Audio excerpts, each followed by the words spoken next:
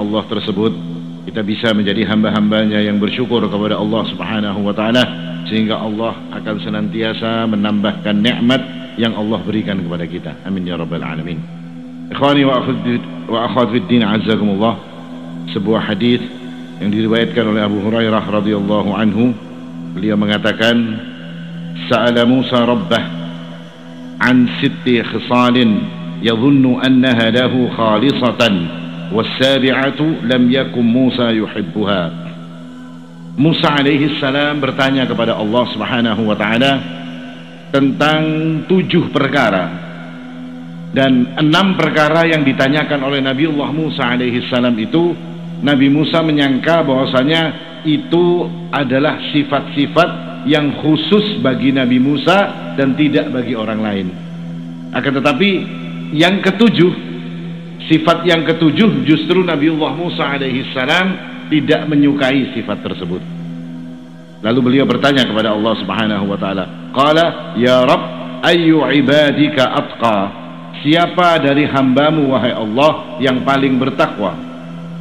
Lalu kemudian Allah Subhanahu wa ta'ala menjawab, alladzi yadhkuru wa la yansa, adalah orang-orang yang selalu ingat kepada Allah dan tidak pernah melupakan Allah Subhanahu wa ta'ala.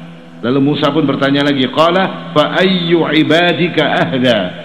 Siapa dari hambamu yang paling mendapatkan petunjuk wahai Allah? Maka Allah Subhanahu wa ta'ala pun mengatakan, alladzi yattabi'ul huda. Orang yang paling mendapatkan petunjuk adalah orang yang selalu mengikuti petunjuk Allah Subhanahu wa ta'ala. Lalu Musa bertanya lagi kepada Allah, fa ayyu ibadika ahkam? Siapa dari hambamu ini yang paling hakim, yang paling bijaksana, ini siapa? Kata Musa alaihi salam. Allah pun mengatakan, alladzi yahkumu lin-nasi ma yahkumu li nafsihi. Orang yang paling bijaksana adalah orang yang menghukumi manusia, orang yang memperlakukan manusia seperti dia memperlakukan dirinya sendiri. Yang memperlakukan orang seperti ia memperlakukan dirinya sendiri. Lalu Musa pun bertanya lagi, ayyu ibadika a'lam? Siapa daripada hambamu yang paling berilmu, yang paling tahu? Maka Allah Subhanahu wa ta'ala pun menjawab, al-alim la yashba' minal ilm. Seorang alim, seorang yang berilmu tidak akan pernah merasa kenyang dengan ilmu. Yajma'u ilman nasi ila ilmihim. Mereka akan mengumpulkan ilmu-ilmu manusia untuk dikumpulkan menjadi ilmunya. Lalu Musa pun bertanya lagi, fa ayyu ibadika a'az? Siapa hambamu yang paling mulia wahai Allah? Maka Allah pun mengatakan, qala alladzi idza qadara 'afa. Adalah orang yang ketika dia mampu untuk melakukan sesuatu, membalas sesuatu, ketika dia disakiti oleh orang lain, ketika dia diperbuat yang tidak menyenangkan oleh orang lain, dia mampu untuk membalas, tapi dia tidak memilih membalas. Tapi dia apa yang dia lakukan adalah afa, dia justru memaafkan orang yang berbuat jelek kepada dirinya. Lalu Musa bertanya lagi, fa ayyu ibadika aghna? Siapa daripada hambamu ini yang paling kaya wahai Allah? Maka Allah Subhanahu wa ta'ala pun mengatakan, alladzi yarda bima utiya, adalah orang yang selalu ridha dengan apa yang diberikan oleh Allah Subhanahu wa ta'ala. Lalu yang ketujuh, dan ini adalah pertanyaan yang atau sifat yang Musa alaihi salam tidak senang jika dia mendapatkan ini, fa ayyu ibadika afqar? Siapa daripada hambamu ini wahai Allah yang paling miskin, yang paling fakir? Maka Allah Subhanahu wa ta'ala mengatakan, sahibul manqus. Sahibul manqus ini adalah orang yang selalu merasa kurang. Nah, di 7 perkara ini adalah 7 sifat mulia yang dimiliki oleh hamba Allah Subhanahu wa ta'ala. Dan ini dikatakan bahwasanya Musa menyangka itu adalah sifat khusus bagi dirinya. Anggapan Musa bahwasanya 7 sifat atau 6 sifat yang dia suka tadi itu khusus bagi Musa, tidak bagi orang lain. Kalau ditanya siapa yang paling bertakwa, ya Musa alaihissalam. Siapa yang paling mendapatkan petunjuk, ya Musa.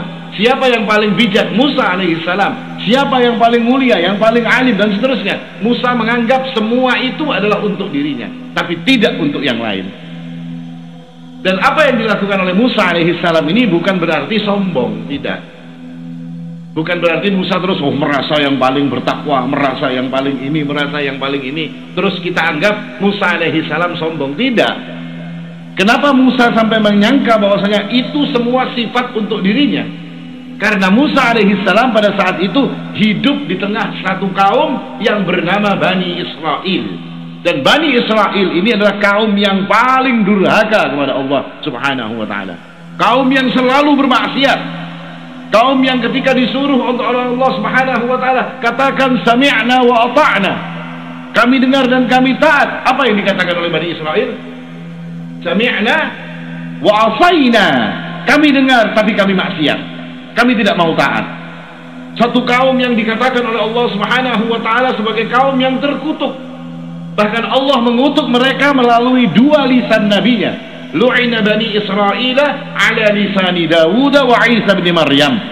Bahwasanya Bani Israel itu dikutuk oleh Allah Subhanahu wa taala melalui lisan Nabi Dawud dan lisannya Nabi Isa ibnu Maryam. Dzalika bima 'asaw wa kanu ya'tadun. Dengan sebab apa? Dengan sebab mereka itu yang bermaksiat dan juga melampaui batas. Artinya kaum ini kaum yang jelek. Kaum yang terkadang membunuh nabi-nabi mereka dan tanpa sesal mereka membunuh nabi-nabi mereka. Nah, ketika Musa berada di satu kaum yang modelnya seperti ini, wajar Musa akan mengatakan akulah yang paling bertakwa. Dan memang benar, Musa adalah orang yang paling bertakwa. Dia yang paling alim, dia yang paling hakim, yang paling bijak, dia yang paling mulia. Kenapa? Karena dia nabinya Allah. Kira-kira Allah memilih nabi yang gak ada bertakwa lah? Tak mungkin. Atau mungkin yang dipilih Allah nabi yang orang hina misalnya, tidak mulia? Tidak mungkin. Nabi pasti orang yang paling mulia di antara kaumnya. Nabi pasti orang yang paling bertakwa. Musa adalah orang yang seperti ini. Kita tidak menyaksikan Musa adalah orang yang seperti itu. Akan tetapi apa yang ditanyakan oleh Musa ini bukan juga untuk menunjukkan bahwasanya diri beliau ini ingin menyombongkan dan ingin meninggikan diri beliau. Tidak. Tetapi kata para ulama, hal yang lain yang menjadikan Musa bertanya seperti itu adalah untuk menenangkan hatinya. Artinya agar dirinya ini tentram. Benarkah aku ini orang yang paling bertakwa? Benarkah aku ini orang yang paling alim? Dan ini pertanyaan biasa yang diucapkan oleh para nabi, bukan berarti para nabi itu ragu, tidak. Nabi-nabi itu tidak ragu ketika mereka bertanya yang seperti itu. Seperti contohnya ketika Nabiullah Ibrahim alaihi salatu wassalam, dia bertanya kepada Allah Subhanahu wa taala, wa idh qala Ibrahim rabbi arini kaifa tuhyil mauta. Wahai Allah, tunjukkan kepadaku seperti apa sih engkau kalau menghidupkan yang mati. Lalu Allah Subhanahu wa taala bertanya, awalam tu'min? Apakah engkau tidak yakin wahai Ibrahim bahwasanya aku yang menghidupkan yang mati? Maka Ibrahim pun mengatakan, qala bala walakin liyatma'inna qalbi. Tidak wahai Allah, aku yakin bahwasanya engkau yang menghidupkan yang mati. Walakin liyatma'inna qalbi, supaya hatiku ini menjadi tentram, supaya hatiku ini menjadi tenang. Aku tahu engkau yang menghidupkan orang yang mati, tapi supaya menjadikan hatiku tenang, aku ingin lihat, kata Nabiullah Ibrahim. Demikian pula Musa alaihissalam ketika dia bertanya atau menyangka bahwasanya semua sifat-sifat baik itu khusus bagi dirinya, ini bukan tidak beralasan. Dia punya alasan yang kuat bertanya dan menyangka bahwasanya semua sifat itu adalah untuk dirinya. Seperti pertanyaan yang pertama, kita masuk ke pertanyaan Musa yang pertama. Qala ya Rabb ayyu ibadika atqa. Wahai Allah, siapa hambamu yang paling bertakwa? Maka Allah mengatakan, qala alladzi yaghfuru wa la yansa. Orang yang selalu ingat kepada Allah dan tidak pernah melupakan Allah, dialah orang yang paling bertakwa. Musa alaihissalam menginginkan agar jawaban tersebut ketika dia bertanya, siapa wahai Allah orang yang paling bertakwa? Musa itu kepinginnya Allah menjawab, engkau wahai Musa yang paling bertakwa. Inginnya Musa seperti itu. Tapi Allah Subhanahu wa taala tidak menjawab dengan menunjuk nama Musa, tapi Allah menyebutkan sifat. Sifat orang yang paling bertakwa adalah allazi yadhkuru wa la yansa. Selalu ingat kepada Allah dan tidak pernah lupa kepada Allah Subhanahu wa taala. Apa hikmahnya ketika Allah menjawab seperti ini? Hikmahnya adalah agar semua manusia bisa melakukan ini dan akan menjadi manusia yang paling bertakwa juga. Kalau cuma disebutkan siapa manusia yang paling bertakwa, Musa alaihissalam yang paling bertakwa, selesai. Karena kawan lagi yang lain 4. Sebagai contoh misalnya, belum bertakun misalnya, siapa di kampung sini yang paling pintar misalnya, dibilang si fulan yang paling pintar. Kira-kira ada kada yang kawan menyalip si fulan ini tadi? Kada ada lagi. Inya yang paling pintar sudah selesai. Siapa yang paling bungas? Hanif bin Muhammad yang paling bungas misalnya. Ada yang hendak menyalip bungasnya Hanif? Kada ada. Karena inya sudah yang ditetapkan yang paling. Tapi Allah Subhanahu wa taala menjawab dengan sifat. Seperti kita misalnya, siapa yang paling pintar? Oh, yang paling pintar itu adalah orang yang nilai matematikanya 100 misalnya. Maka semua orang akan berusaha untuk menjadi pintar dengan cara mendapatkan nilai 100 untuk matematikanya. Siapa orang yang paling bungas? Orang yang paling bungas itu orang yang tingginya 170, orang yang badannya bagus, berotot ya, kalau perutnya six packs misalnya ya kan, kulitnya putih dengan rambutnya biru misalnya. Nah, ketika disebutkan sifat ini tidak untuk satu orang saja yang bisa paling bungas, kada. Semua orang nanti akan olahraga supaya perutnya six pack ya kan, rambutnya semuanyaan disemir warna biru supaya apa? Supaya menjadi paling bungas. Nah, ini Allah menyebutkan sifat orang yang paling bertakwa adalah allazi yadhkuru wa la yansa, yang selalu ingat kepada Allah dan tidak pernah melupakan Allah Subhanahu wa taala. Maknanya apa, Pak? Semua manusia bisa menjadi seperti ini. Kalau Allah jawab, siapa yang paling bertakwa? Musa alaihi salam. Selesai sudah, tidak ada lagi yang paling bertakwa. Ya cuma Musa yang paling bertakwa. Tidak bisa yang lain ingin menjadi yang paling bertakwa. Ini hikmah kenapa Allah menjawabnya dengan sifat. Dan takwa adalah perkara yang sangat mulia, yang sangat didamba-dambakan oleh semua orang. Bahkan para nabi, Musa alaihi salam menginginkan dirinya menjadi orang yang paling bertakwa. Apa itu takwa? Takwa ini pengertiannya banyak, tapi pengertian yang paling mencakup semua urusan di dalam urusan takwa adalah seperti yang dikatakan oleh Ali bin Abi Thalib radhiyallahu anhu. Beliau mengatakan at-taqwa al-khawfu minal jalil. Takwa itu takut kepada al-jalil, kepada Allah Subhanahu wa taala. Wal 'amalu bit-tanzil, dan beramal dengan apa yang diturunkan oleh Allah Subhanahu wa taala, yakni dengan Al-Qur'an. War ridha bil qalil, dan ridha dengan sesuatu yang sedikit yang itu datang dari Allah Subhanahu wa taala. Wal isti'dadu liyaumir rahim, dan dia mempersiapkan dirinya untuk hari perjalanannya bertemu dengan Allah Subhanahu wa taala. Dan orang yang paling bertakwa menurut hadis ini adalah alladzi yadhkuru wa la yansa, orang yang selalu ingat, selalu berzikir kepada Allah Subhanahu wa taala dan tidak pernah melupakan Allah. Zikir adalah perkara yang disyariatkan. Allah mengatakan, ya ayyuhalladzina amanu dzkurullaha dzikran katsira. Wahai orang-orang yang beriman, berzikirlah kepada Allah dengan zikir yang banyak. Zikir bukan berarti cuma kita mengucapkan subhanallah walhamdulillah wa la ilaha illallah wallahu akbar, zikir secara lisan, tidak.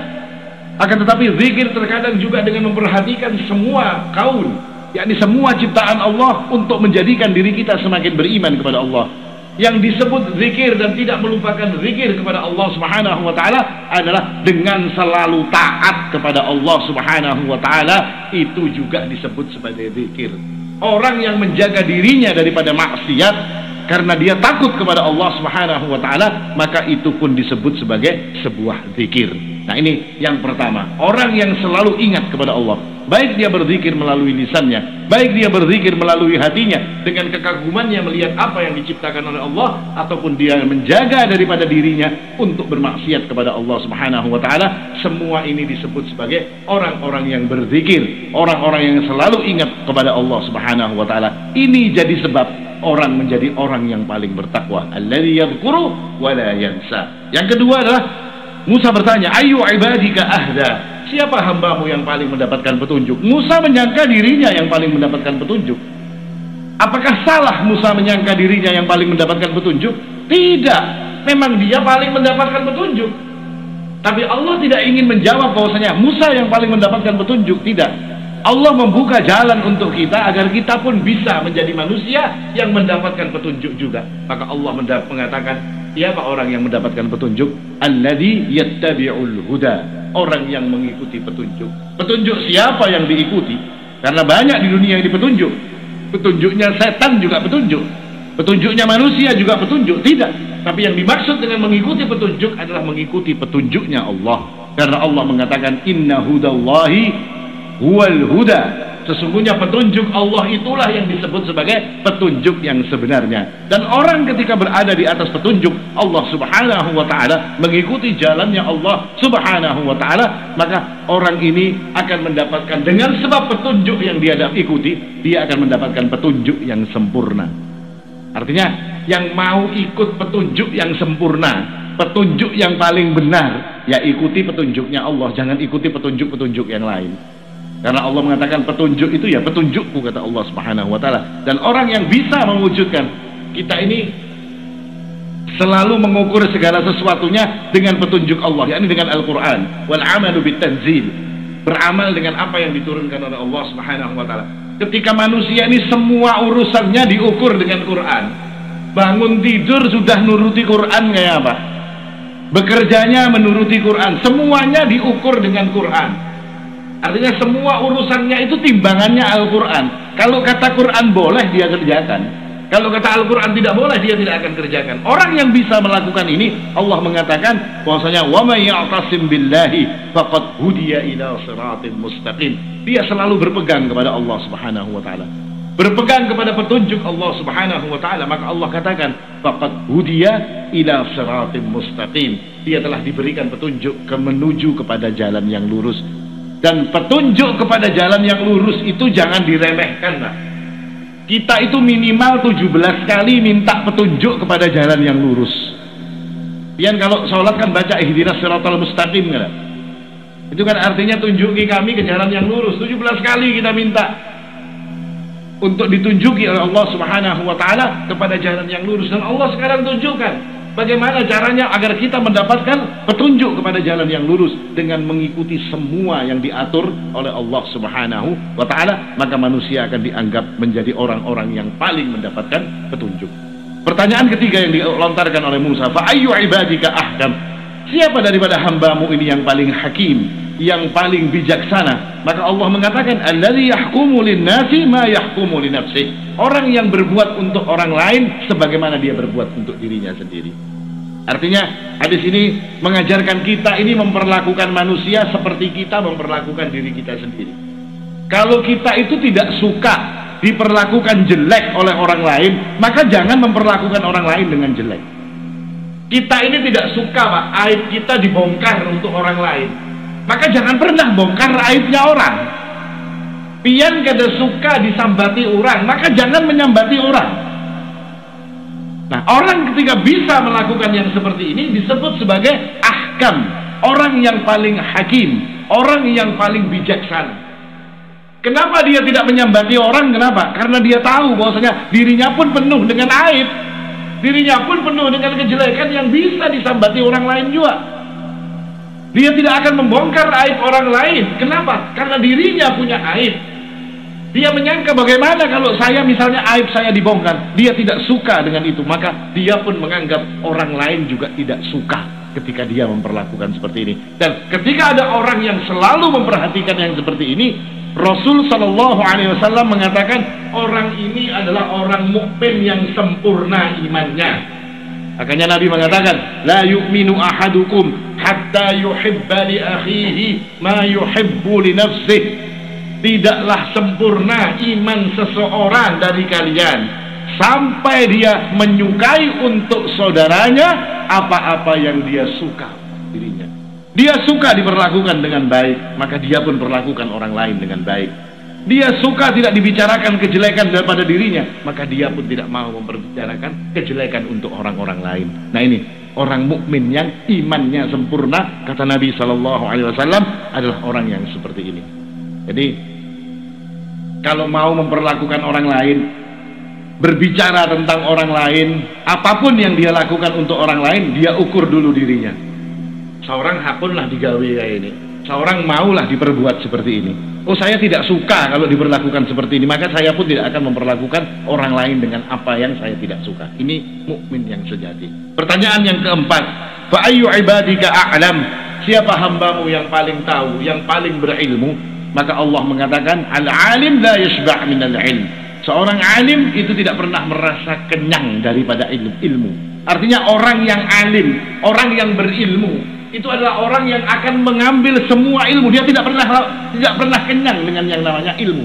Terus dia mengambil ilmu. Dia tidak membatasi ilmunya harus seperti ini dan harus seperti ini. Tidak. Dia kumpulkan semua ilmu masuk ke dalam kantongnya. Untuk apa? Agar dia bisa beramal dengan ilmu-ilmunya tersebut. Imam Ahmad bin Hanbal itu kalau kemana-mana selalu membawa tempatnya tinta untuk nulis.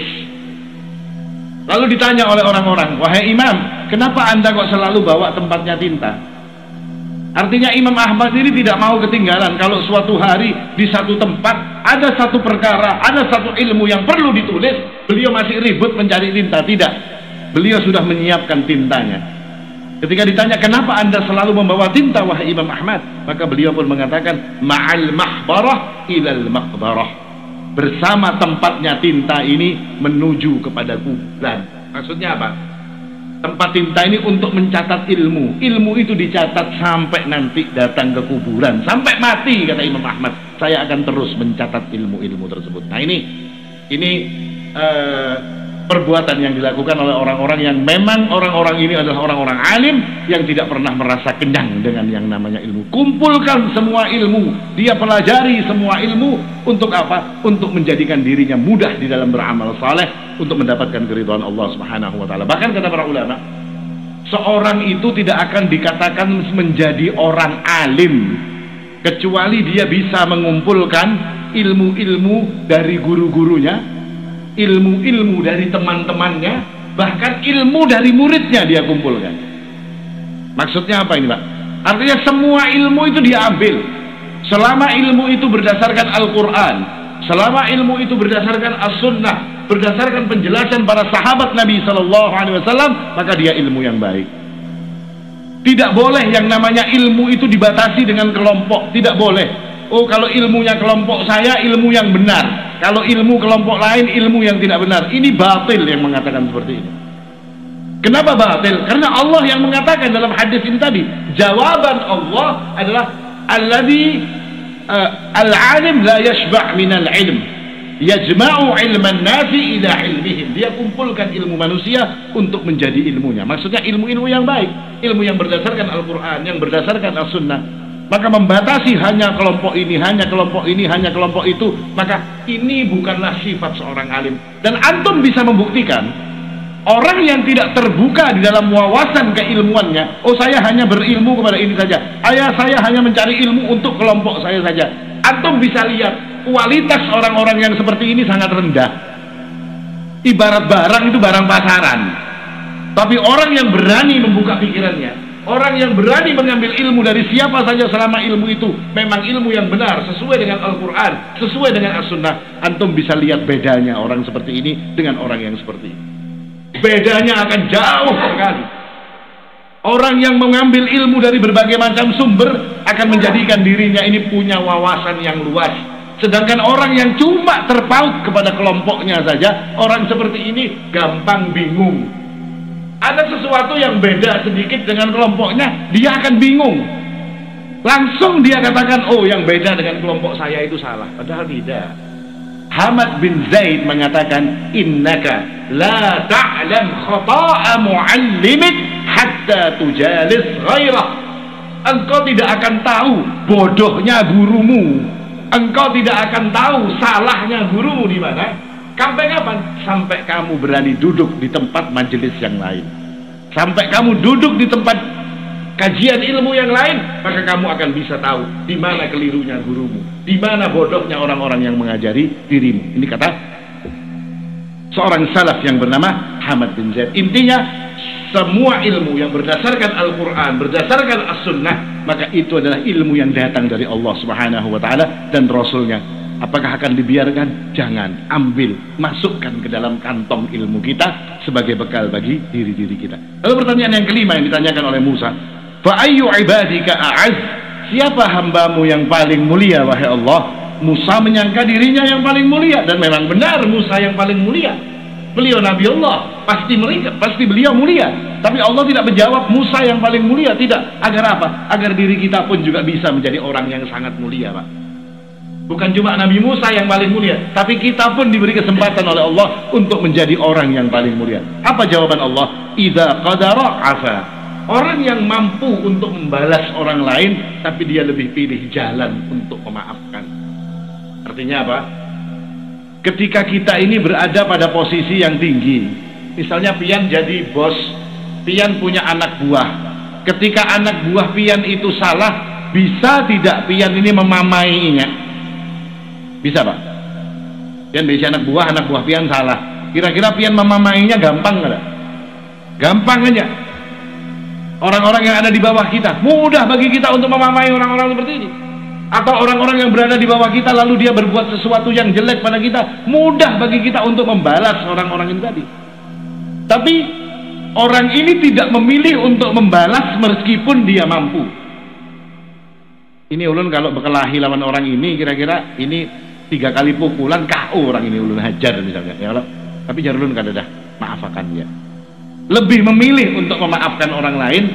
Maka ini kata Nabi, kata Allah Subhanahu wa taala adalah orang yang paling mulia. Nah, kita ini kan kadang-kadang kan Pak, kalau sudah ada kesempatan orangnya di bawah kita gasan memamai, wah kita ini merdeka benar ya, kalau langsung aja memamainya luar biasa, padahal itu adalah kesempatan untuk menjadi mulia. Makanya Nabi mengatakan, "Mazadallahu al-'abda bi'afwin illa 'izzan." Tidaklah seorang hamba itu akan ditambahkan oleh Allah Subhanahu wa taala dengan kemuliaan kecuali orang ini adalah orang yang gampang untuk memaafkan. Artinya ketika dia banyak memaafkan orang lain, mudah memaafkan orang lain, maka yang ditambahkan oleh Allah bukan kehinaan, tapi Allah akan tambahkan pada dirinya kemuliaan. Ini yang kelima. Yang keenam, bahkan Nabi itu juga disuruh oleh Allah Subhanahu wa taala untuk selalu memaafkan. Allah mengatakan khudil afwa wa'mur bil 'urf wa a'rid 'anil jahilin. Beri maaf kata Nabi. Kata Allah Subhanahu wa taala, orang-orang yang zalim kepadamu wahai Muhammad sallallahu alaihi wasallam, maafkan mereka. Yang berbuat jelek kepadamu, maafkan mereka. Khudil afwa. Setelah engkau maafkan mereka, wa'mur bil 'urf. Suruh mereka itu berbuat baik, jangan zalim lagi. Jangan berbuat jelek lagi. Jangan merusak lagi kalian itu. Khudil afwa wa'mur bil 'urf. Tapi kalau masih ada yang ngotot, ya dipadahi sudah, ya kan, sudah dipadahi tetap aja zalim, sudah dipadahi tetap aja macal, sudah dipadahi tetap saja melakukan kerusakan, maka apa kata Allah? Wa a'rid 'anil jahilin. Mereka itu orang-orang bodoh berarti. Maka biarkan saja orang-orang yang bodoh. Lalu sifat yang keenam adalah qala ayyu ibadika aghna, siapa hambamu yang paling kaya? Maka Allah mengatakan alladzi yarda bima utiya. Orang yang paling kaya itu adalah orang yang ridha dengan apapun yang diberikan oleh Allah Subhanahu wa taala kepada dirinya. Orang yang kaya itu orang yang qanaah, itu orang kaya. Dapat berapa saja dia bersyukur kepada Allah Subhanahu wa taala. Dapat apapun dia merasa bahwasanya inilah sesuatu yang paling baik yang diberikan oleh Allah Subhanahu wa taala. Itu orang qanaah. Apapun yang dia dapatkan dari Allah, dia akan terima dengan baik. Dan dia inilah yang disebut sebagai orang yang paling kaya. Kenapa? Karena Nabi mengatakan laisal ghina bi kathratil 'arad walakinnal ghina ghinan nafs. Tidaklah yang disebut kaya itu adalah banyaknya harta, tapi yang kaya itu kata Nabi sallallahu alaihi wasallam adalah ketika orang itu jiwanya kaya. Nah, jiwa kaya ini yang susah, Pak. Karena kaya ini seperti tadi dibaca imam kita, wa ammal insanu idza mabtalahu wa na'amahu wa ammal insanu idza mabtalahu rabbuhu fa akramahu wa na'amahu fa yaqulu rabbi akraman. Manusia seperti itu. Kalau dia diberi kekayaan oleh Allah, diberikan nikmat oleh Allah, dimuliakan oleh Allah Subhanahu wa taala, ditinggikan kedudukannya, baru dia mengatakan rabbi akraman. Allah memuliakan diriku. Wa amma idza qadara alaihi fa amma idza mabtalahu fa qadara alaihi rizqahu fa yaqulu rabbi ahanan. Tapi kalau rizkinya dijadikan sempit, rizkinya dijadikan sedikit, apa yang diberikan Allah itu jumlahnya sedikit, lalu dia akan mengatakan, oh Allah menghinakan diriku. Nah, ini orang yang tidak qanaah. Padahal orang yang qanaah, banyak atau sedikit yang diberikan oleh Allah Subhanahu wa taala, dia akan terima itu dengan baik. Kenapa? Karena yang memberikan adalah Allah Subhanahu wa taala. Kita ini kalau ada orang misalnya, ada gadis yang kita cintai misalnya, Pak, memberikan sesuatu kepada kita, ya kan? Pian diberikan apa misalnya, bunga misalnya diberikan oleh gadis ini tadi, Hasan Pian. Ini kira-kira kayak apa? Artinya kayak apa Pak? Dihurupi Mercedes-Benz biar gak ada mau. Kenapa? Karena ini yang memberikan adalah gadis pujaan hatiku yang memberikan. Sedangkan ini yang memberikan adalah Allah Subhanahu wa Ta'ala. Yang memberikan kita rezeki ini siapa? Allah Subhanahu wa Ta'ala. Bagaimana mungkin kita tidak akan menerimanya dengan baik? Bagaimana mungkin kita tidak akan ridha dengan apa yang diberikan oleh Allah Subhanahu wa Ta'ala? Sedangkan Dia Allah yang maha hebat, maha segala-galanya daripada seluruh makhluknya yang ada. Maka seorang muslim yang benar, yang dirinya merasa kaya, maka apapun yang diberikan oleh Allah Subhanahu wa Ta'ala kepada dirinya, dia akan menerimanya dengan baik. Bagaimana kalau tidak cukup wahai ustaz? Maka bersabarlah engkau ketika tidak cukup apa yang diberikan oleh Allah. Karena Allah itu tahu kadar kita. Kadang-kadang Allah itu memberikan kita ini dikurangi. Kenapa? Ini kalau kebanyakan diberi, maaf orang ini, maka dikurangi oleh Allah Subhanahu wa Ta'ala. Tapi ada orang juga ketika diberikan banyak, dia semakin taat kepada Allah Subhanahu wa Ta'ala. Allah perbanyak bagi dia. Allah perbanyak pemberian agar apa? Agar dia semakin taat kepada Allah Subhanahu wa Ta'ala. Ini masalah yang keenam. Masalah yang terakhir, yang ketujuh adalah Musa tidak senang dengan ini. Artinya Nabiullah Musa alaihissalam tidak suka dengan sifat ini kalau ada pada dirinya. Makanya dia pilih yang 6 saja. Yang 7 dia tidak mau, tidak senang. Apa itu? Qala ayyu ibadika afqar. Siapa hambamu yang paling miskin? Musa ini mungkin menganggap yang namanya miskin itu kurang harta, kurang ini, kurang segala macam. Itu miskin dalam pikirannya Nabiullah Musa alaihissalam. Tapi Allah menjawab tidak seperti itu. Jawaban Allah berkaitan dengan miskin bukan seperti pengertian yang dipahami oleh kita dan juga oleh Nabiullah Musa alaihissalam. Allah mengatakan siapa si miskin itu? Si miskin adalah sahibul mangqus, orang yang selalu merasa kurang. Itulah orang miskin. Boleh dia punya rumah besar, boleh dia punya perusahaan yang banyak, boleh dia punya pemasukan yang besar setiap harinya, tapi ketika dirinya selalu merasa kurang, maka dia adalah sahibul mangqus, orang yang selalu merasa kekurangan. Dan orang-orang seperti ini adalah orang-orang yang miskin secara hakikat. Bisa jadi dia makannya di restoran yang mahal Pak, bisa jadi dia naik turun mobil yang mewah, bisa jadi dia tidur di sebuah rumah yang seperti istana, tapi ketika hatinya tidak pernah merasa puas dengan apa yang diberikan oleh Allah Subhanahu wa Ta'ala, sejatinya orang ini miskin. Beda dengan yang tadi, meskipun sedikit yang didapatkan, ketika dia puas terima dengan baik, gayanya kayak orang kaya. Tapi orang yang kaya secara zahirnya dia seperti kaya, tapi ketika hatinya selalu merasa kurang, maka kata Allah Subhanahu wa Ta'ala, dia adalah sahibul mangqus. Dan ini sifatnya anak Adam. Anak Adam itu kan kata Nabi, kalau diberi lembah, satu lembah penuh emas minta 2, kalau diberi 2 minta 3. Kayak kita aja Pak, kita ini kehilangan duit misalnya, hilang duitku berapa? 200.000. Itu diganti lawan orang. Nah ulun ganti. Apa pikiran kita pertama kali? Kalau duitku tadi kada hilang jadi itu kalau duitku tadi kada hilang jadi berapa?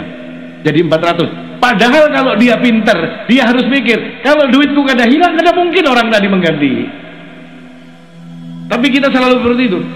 Kada hilang tadi, kada hilang tadi jadi 400. Padahal kalau kada hilang ya kada ada yang mengganti, ya tetap saja 200. Nah ini manusia itu makhluk yang tidak pernah merasa puas dengan apa yang diberikan oleh Allah. Akhirnya apa yang terjadi? Akhirnya jiwanya selalu merasa menjadi orang-orang yang miskin. Nah 7 sifat ini dijelaskan oleh Allah dengan menyebut sifatnya, tidak menyebut orangnya, agar diri-diri kita mampu untuk mengikutinya, bisa menirunya, menjadikan sifat-sifat tersebut sebagai penghias daripada diri-diri kita. Kira-kira ini yang bisa dijelaskan. Mudah-mudahan Allah Subhanahu wa Ta'ala memberikan kemudahan kepada kita untuk mengambil ibrah daripada pertanyaan Nabiullah Musa alaihissalam tersebut, dan menjadikan itu sebagai sifat-sifat yang ada pada diri kita. Aqulu qouli hadza wal haqqu 'indallah, subhanakallahumma wa bihamdik, asyhadu an la ilaha illa anta, astaghfiruka wa atubu ilaik. Wassalamu alaikum warahmatullahi wabarakatuh.